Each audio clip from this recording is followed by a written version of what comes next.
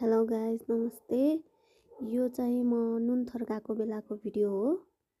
नुनथर ठ्याक्कै मन्दिर पछाडि यो चाहिँ पुल छ।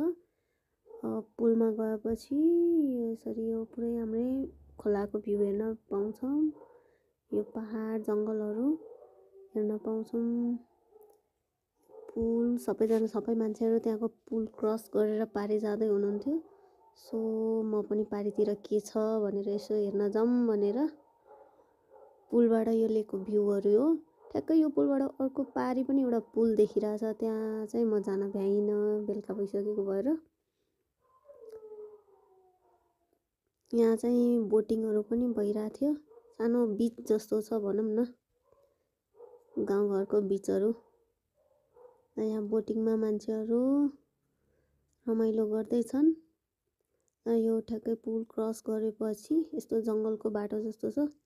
धेरै बेलुका भइसकेको थियो, सो अलि डर पनि लागिरहेको थियो। जाँदै गरौँ। यो पुल क्रस गरिसकेपछि अलि माथि जाने बाटो रहेछ। माथि के छ भनेर हेर्न गएको। सानोतिनो पसलहरू पनि थियो।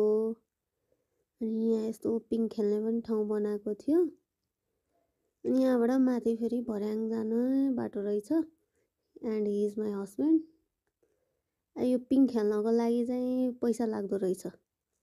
बेलुका भइसकेको भएर चाहिँ त्यसमा ताल्चा साल्चा लाएर हिँडिसक्नु भएको थियो। सो अब माथि जाने प्लान गऱ्यौँ।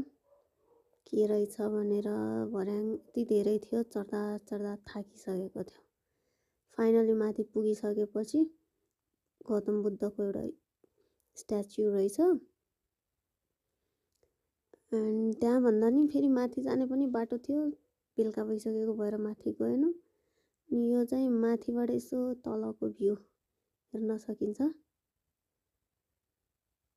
ल हेर्नु है। अब माथिबाट यसो तल फर्किसकेपछि चाहिँ भ्यू यस्तो चाहिँ यो बोटिङ गरिरहेको भिडियो लिएको। यहाँ चाहिँ उताबाट फर्केर आएपछि यसो यता मन्दिर दर्शन गर्न आएको। खुल्छ कि भनेर हेर्न आएको, बट खुलेको रहेनछ। बाहिरैबाट यसो दर्शन गरेर हिँडेको हो हामी। हेलो गाइज नमस्ते। यो चाहिँ म नुनथर गएको बेलाको भिडियो हो। नुनथर ठ्याक्कै मन्दिर पछाडि यो चाहिँ पुल छ।